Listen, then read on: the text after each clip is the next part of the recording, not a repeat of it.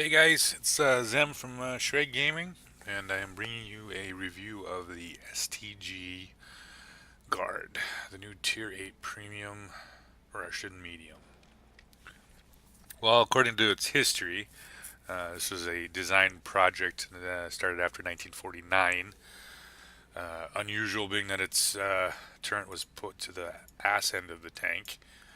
Apparently, it didn't make it past the design development stage. So essentially, it's a paper tank. Well, whatever. It's uh, it's what, right? So it's not like we haven't seen tanks like this before. Uh, what about this tank? Obviously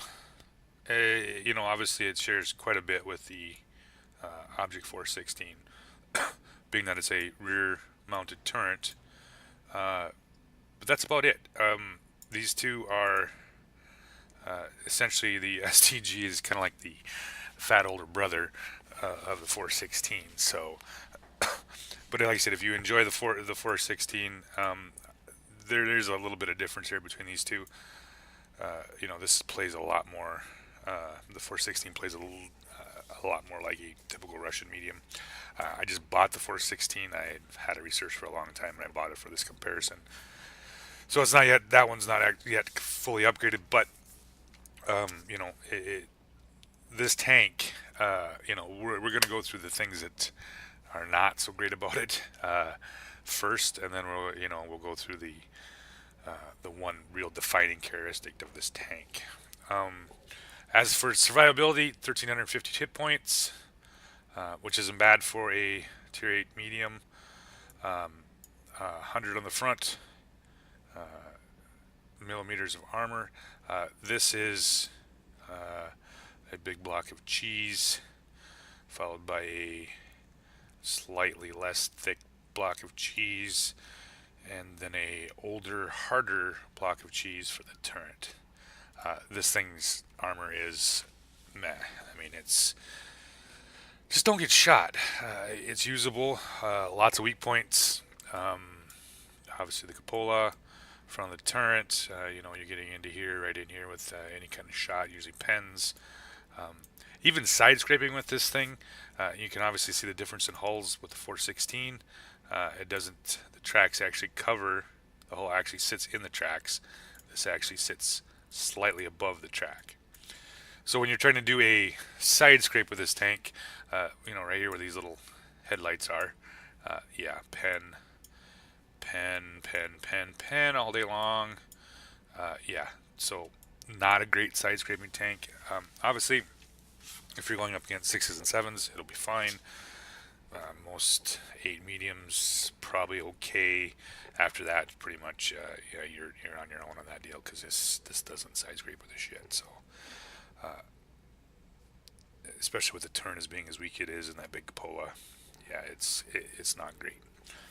Like I said, once again, compare the difference in hulls. It's how this sits down in the tracks. And if you're shooting this from the side, typically you hit a track before you don't even hit the hull. This one, nah, not so much. So survivability, still kind of yeah, not the best. Mobility. Uh, this tank is slow. Uh, this is the kids you pick last in gym class. It really suffers from the low engine power. It struggles on hills. Flat ground, you're fine. It does have a pretty good traverse speed, but and that's typically just on hard ground. But it struggles. And in the last video that I'm gonna do with some gameplay, I'll show you what I mean. I'm maybe going up and down some hills and stuff like that, and it doesn't do well. This actually, the mobility wise, it kind of reminds me of the 54 Proto in that sense. This tank is a little heavier. It doesn't perform quite as well as like the T44 mobility wise.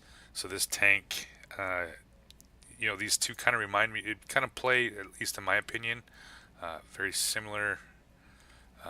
At least for the agility wise, this obviously has a little better traverse speed than the 54 54 prototype, but it's still, yeah, they both struggle on hills. So if you're familiar with 54 prototype, this is going to be kind of along the same lines, kind of a dog. Concealment, once again, not awesome, not fantastic, adequate, and that's about all there is to it. Double bush, camonet, camouflage, yeah, that's about what you're going to get out of it. View range, really disappointed when I saw this. This is 10 meters less than I think the 44 and the 54. There's tier 6 heavy tanks that have better view range than this. And I'm running coated optics and the first BIA skill on my T44 crew. Yeah, 425. Not bad, but it certainly could be better, especially as a medium. But obviously it's gonna change a little bit more as the crew gets better with recon and whatnot. But yeah, right now, yeah, it sucks. I mean, it wasn't what I expected out of a medium tank. So,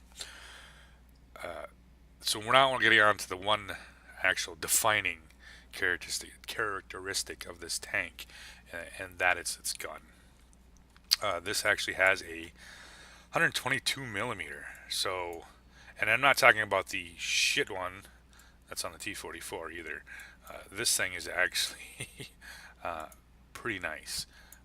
This has a almost 12-second reload, which does suck, but we're talking about is actually 0.3, aim times 2.2, 2.3, and 212 pen, 248 pen with its APCR premium round, and it's quite nice. This is probably easily the best 122 in the game. I'm not even sure. Yeah, not even some of the TDs. This 122 is just phenomenal. I mean, we're talking German style gun handling. It's very good, and that's the one really big selling point on this tank is how good the gun is compared to even the other Russian mediums. I'm not even sure could could pull this off. I mean, these 100 millimeters are really nice guns, but this thing, this 122 is just phenomenal, especially with the high alpha, and it actually shoots pretty well on the move. I mean, most people that play 122s in this game, as Russian accuracy, full bloom on the move. Yeah, you're gonna hit shit. Aimed, not so much. This thing fires pretty much straight down the barrel, right where you're aiming at. Never seems to be any trouble with it. So, gun wise, excellent, very good gun. Would have, if I had a choice between a 54 Proto or a 44 100, at least for the premium tanks in this line, I would probably place this one probably last. Don't get me wrong, it's an adequate tank, and it means adequate. It has the potential to do some nice damage. It's a very good crew trainer. It fits all the upper tier Russian mediums. Tank, crew for crew. So as a crew trainer, it definitely works. It'll definitely train your crews. And that's kind of the reason why you buy them. So you're not going to get an oddball, weird crew that sometimes they throw in these Russian vehicles.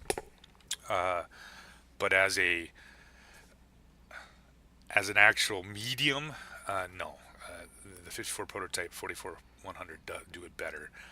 This is offering just a little bit something different. If you like the 416, this is a 416 with a bigger gun, more alpha. So as an actual tier 8 medium premium in this game, it's ranks right up there with the French Sherman tier 8 and the T34 3 with the Chinese line for alpha wise, but compared to those two guns, this thing is just marvelous. I mean, you watch some of the videos here where I'm taking shots and I don't miss a whole lot with it because it is really that good. So I'll be bringing the 2 videos. One is going to be more along the lines, I'm going to play it a little bit more like a TD, and the other one I'm just actually going to do the whole mobility and the spotting with it, playing on a very hilly map with it. And you'll see, with 6 degrees of gun depression, which I thought was pretty damn good compared to what it is on the 416, which is only 3. There is that 3 degrees. It does make quite a bit of difference with this tank. Still not the best, but definitely better than the 416, at least for gun depression. So, and it does have a complete 360 on its turn, so you can go all the way around with it. And that does make a little bit of difference, in my opinion. So, would I buy it? Yeah. If you're looking for a Russian medium trainer slash moneymaker, still makes pretty good credits. 3K damage game is going to net you 100,000. It does what it's supposed to do. Whether it fits your play style, if you like the brawlier, flankier, more mobile Russian mediums, this isn't what you're going to want. This just doesn't do it like that. This is more of a little more of a second line sniper tank. You can, of course, you can brawl any tank. This doesn't fare quite as well, especially with these number of weak points this thing has all over it. I mean, like I said, cheese, and more cheese. So, yeah, do what you want with it. I would buy it if I was looking for something like that. They do have several packages. Obviously, you can get the big package, the not so big package, the ultimate package, the ultimate, STG ultimate, STG guard. One of them you get special camos. I bought just the $43 base one. So entirely up to you. I think $43.99 is the least expensive. Goes up to $100. Take it for what you want to put into it, I guess. If you want to buy it, these ultimate packages, if you're looking for a deal, literally these ultimate packages are usually a better deal because of the sheer amount of stuff you get in them. Everything from gold to garage slots and all that stuff. You're going to come out money ahead on these deals if you're looking for this tank specifically. If you're a tank collector, you're probably going to buy it. If you're one of those people that are just going to bitch about it in the forums, you're probably not going to buy it because, oh my god, they released another medium or another premium tank. Oh fuck. But anyway, so that's your choices. Several to choose from. Like I said, pick what you want and see what you think. So I'm gonna bring up the gameplay here and give you guys a little intro to the STG guard. Alright guys, back with STG. This is actually my second game in this tank. We're on hills, mines, whatever you want to call it. And so this, as I was talking about earlier in the preview in the garage, the agility and mobility, or whatever you want to call this, of this tank is lacks. And you'll see this as I try to go up the hill. Acceleration is decent. This little bit of hill here helps me get up to speed. What it really lacks is, of course, is the once we're coming up here, this little, we're going to start dropping speed as we start climbing here because of the power to ton ratio on this tank is just garbage. So, making up this hill, not an easy process. Like I said earlier, though, the gun hits hard, real hard. There's a 431 on the PTA. So, it is a scary thing. There's a little side scraping for you. Like I said, on this tank, you have to have this a relatively sharp angle. You get pretty much past where I was at right there. It has a tendency to bounce, or has a tendency to penetrate. So, pull back. Not a lot of gun depression here, but with this shell on this tank, you know, squeeze right in there, 411. So now I just got pinned by the E75, and you can see where he actually shot me. So I was talking about earlier in the garage about the hard cheese. Yeah, that's the hard cheese. I mean, that wasn't even, that was off to the side. That almost should have been a ricochet, and he was firing AP, so, you know, 240, was it 248 pen? Yeah, no problem, right through the cheek. So, Hills 1, kind of. I'm not sticking around there because I noticed the massive blob of red shit currently coming down the 8-9 line. So, you use this rather non-impressive mobility and pull on over in here to start taking some shots here at the enemy tank. And you know, I said, like I said, the concealment on this thing, not great, not good. I kind of dunked IS-3 shot here. I was actually trying to aim for his idler, and he pulled out a little bit further than I wanted to. But you, like I said earlier in the other video, the actual accuracy of this tank is very good, especially even the aim time is quite nice. It pretty much goes right on down the barrel, right where you want to go. Most of these shots that I'm missing are just donk shots that I'm taking. I probably should be taking. You know, I should be waiting for a little bit better shot. Obviously, right here with the Centurion 7-1, I do wait until he pulls back. But I think I was pretty close to 100% accuracy with this tank. So, at least in this game. I switched to premium rounds because at this point in the game, every shot needs to be made. We need to knock tanks out. With the E5 and the 54 being the only ones here, I don't want to screw up and miss a shot or not pen a shot, possibly hurting me in the end. Pull around the corner, put a shot into him, and I've rolled over 400 several times in this game so far. At least it's doing what it's advertised. You know, 390 average damage. This thing is more times than not does roll. At least it's average, but that could be, you know, just bought it. RNG's playing nice, who knows? But and like I said in the video, I love this gun. This thing is so nice. It's such a nice, accurate gun. Finally, for the Russian tanks, or at least for the Russian mediums, or just the 122 in general. I mean, if you played the 122 ever, you know how many times those things troll you. This thing is so nice, accurate, the move. Yeah, it does everything, you know, right. Big boom. Once again, poor guy here with his lack of gun depression. Come up, nail him on the move.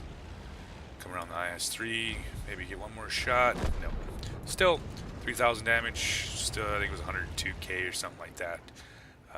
Yeah, nice gun. I played this tank a little more like a TD in this map. I tried to play it obviously at the beginning as a actual medium, but once again the mobility just does not, just lets this tank down in so many ways. So next one, Westfield, and I'll give you a little bit more of an example of what I mean by that mobility. Hey guys, back with this tank. Put some camo on it this time finally. We're playing this on Westfield, and I'm going to play this typically more like the medium role that it's supposed to be playing. And you're going to see what I was talking about in the garage about the mobility part of it. Its agility, I guess, is what you want to call it. And, of course, it's rather craptastic view range, especially at this tier. But since we were starting out here, flat ground, you know, I'm going to be sitting here running with And I stay up with this 54. Not too bad. I don't even know if he's fully upgraded, but like I said, on flat ground, it does fine. It's just once we start getting up to these darn hills is where this thing really starts to lose just about everything. So up the hill we go. 54's Strev. Got a bulldog up in front. You know, and like I said, as a medium, especially on this map, I like to get across to that 8-9 area, but this thing just doesn't let you. Uh, it just doesn't have the mobility to move like that, you know. So I kind of aborted that, and more in favor of hanging back here and playing a little bit more of a support role with this tank. 54 does a nice job. He does get up there without taking any damage. Gets the spots on the Leo and whatnot. Our bulldog, you know, hang out in the bush and fire on top of the hill, and yeah, that's how far you got. So I see he needed help, and at this point I was like, yeah, no, yeah, that Panther 2 just got wrecked. So I know there's an epic crap ton of shit sitting over there, you know, along the F line, G line, or whatever, aimed this way. So I pull back. Unfortunately, I leave the 54 to him by himself. He does a nice job. He plays this pretty well. He does actually end up surviving almost all the way to the end. We got this guy here. Not sure. Just bought the tank. Nice 400 damage shot. Drives into the wall. Bounces off. That's some parkour shit right there. If I ever saw it. He actually survives. So pull back. 54 is still playing at 69. Batch at 12T. I would really like to get over there and help him, but I'm not going to throw my tank away. Trying to get across that. So now it's 54 versus the 69. You know, it's one of those deals where you take the chance and lose your tank, and I definitely don't want to do that.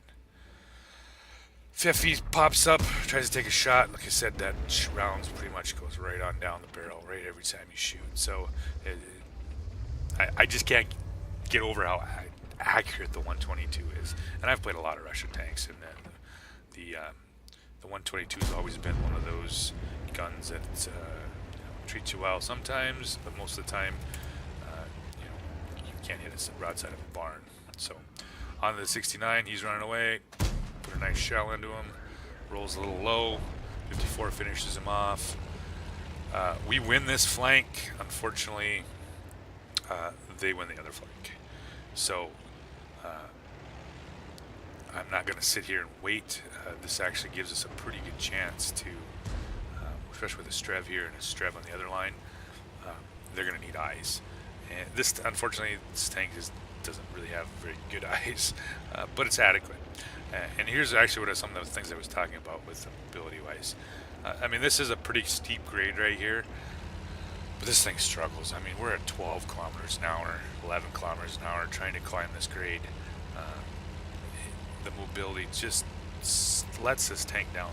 I mean, if it had another 100 horsepower, yeah, it would be, it would do so much better. But, you know, obviously they're not going to buff that.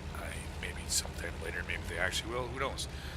So I'm not here for any other reason. Is I'm just trying to spot for my Strebs that are on the backside, trying to keep things lit. I don't really want to engage as much as little as possible. T-34 shows up. He gets wrecked. They're starting to get wrecked.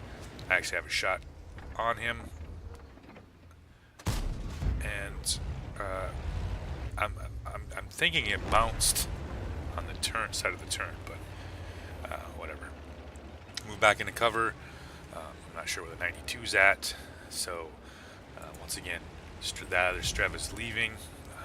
I don't have Sixth Sense, which is one of the downfalls right now of having this tank, because I don't know when I'm spotted, when I'm not. But you know, I'm in this is kind of the thing about, and I'm going to go into a little bit here of tactics and whatnot.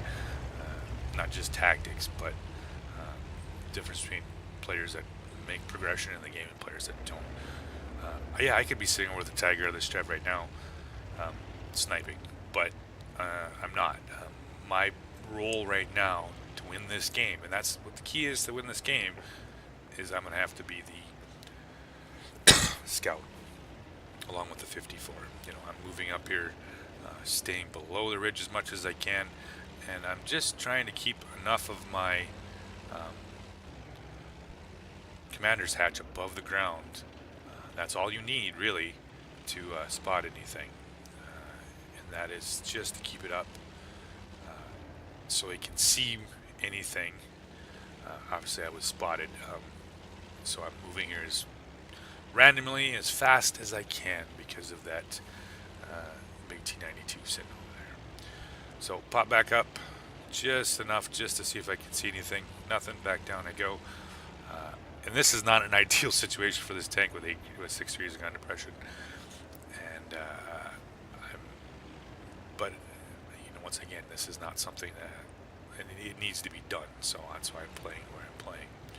So I'll pop back and forth here. T-54 is already doing this job, so you're going to see me shortly move over further. This is like having 2 light tanks go to the same spot. It's kind of a waste. So come around, spot nothing, move around, knock some trees over, get that already thinking, where could I possibly go? What could I possibly doing? You know, play some mind games, you know, because they're already players. Mind games. Whatever. But anyway, 54 is here. I'm going to take one more little peek over here and see what I can see. I'm going to kind of get a little risky here just to see if I can get anybody to poke, maybe even take a shot at me. No, nothing. So off the deal, down to the bottom, and I'm going to move all the way over to the B line, and this is going to kind of give my teammates a little bit better view. And then, you know, the one more thing about the actual playstyle here, you know, I'm pinging the map just to let everybody know where. And these guys are actually pretty good. The guys in the Strev and artillery, they actually are paying attention, so they actually have a pretty good idea where I'm going. Once again, mobility sucks balls. Fuck of a time getting up this hill. Yeah. Pop up, nothing. And the thing about it is, being that I don't have 6th sense, I wouldn't know if I was spotted or not. But enough to draw the attention of that T92. He's dropped a shell. He only did a little bit of damage, 62, which is enough to keep him reloading for a while. So 54 spots the FV, and you can see now, like I said, we've split the map between the two of us. We're kind of working this ridge line. All we're doing is just trying to keep lights for our 2 Strevs that are also covering us. Tiger 2, yeah, he's some kind of special. He's just, yeah, whatever. He's headed to base because capping's an option. Move on over here. I have a little bit better chance to spot from over here with this little ridge that run along here. Gives him a spot. Keep moving. I don't want to get artillery again. They nailed the T28 proto. Back up in here, see if I can, no need, kill the T28 proto. Now, like I said, concealment on this is not the best, but I'm not really trying to get that far ahead, just peeky pokey. Nothing, moving back out again, up and down the ridge. It's all I can do right now, you know, is keep lights for my team, and these 2 Strevs. The other Strev goes, he's going to go back up to the top. The Tiger 2 and the other Strev are down at the bottom. Kind of split ourselves here, but after the 54 died, they don't have any lights on that end, so I'm going to pull back around here. I'm actually heading up toward the center of the map here into the town. We know the Batchat moved there. We still have no idea where the SU-22 54s are at, so, or the 32. Let my team know where I'm going to go. The Tiger did a excellent job of threatening the cap. I mean, you know, whatever. So, climbing the hill, so slow, so slow. Uh, but I guess you have to balance tanks somehow, right? So the mobility in this sense is that uh, it makes it that slow. So uh, I have quite a bit of health, so I'm going to be a little bit more aggressive here. There's 4 minutes left, and I hate draws. After 50 some thousand battles, I draws are just bug me to no end. So I'm actually being a little aggressive here. I'm not sure if the 22 up here is 122 is up here or the 32 is up here, but if we stick around here, we're not going to find out. We're not going to win. Pull around, find the bat chat. Hopefully my RD can do a little support here. Get the bat chat on the run, right into where I need to be shot at. Goes a little bit low, roll wise, and that, like I said, at this time I'm not really terribly sure where the 92 is at. If I would have been playing this 92, I would have gone up the hill a little bit more, but he's not there. He is down, still in the bottom down there, which isn't surprising, I guess. Once again, it's questionable whether that was a, if we were losing that, I probably would have took it up the hill. So chase the bat chat off the top. Strevs finish him off. So we still have the 122 and the 32 yet. Moving around on the top up here. Like I said, the flat ground mobility is not bad. You know, it picks speed up, maintains the speed pretty well, even on soft ground. It's just where the hole with the hills is where it sucks. On the move, yeah, that's right, 396. Spot the T92. Yeah, 556 because, by that time I already knew here comes the 32 behind me. He rolls high, nails me for 329. Still, spot the 92. Also know where the T32 is at. And apparently our Strev is, one of the Strevs tipped over. The other one's on the move. Before I bore you anymore, yeah, he's gonna be, he's just resting. Okay. Before I bore you with the rest of it, we do win the game. The Strev does clean up the 32, and he does take out the artillery. So, yeah, there's that. So, in hindsight, the tank as a whole suffers mobility, armor, everything is not that great. It's kind of meh, but it's where that gun comes into play that makes it so great. So, if you like the review, subscribe. Got videos coming up all the time, and we will catch you guys later.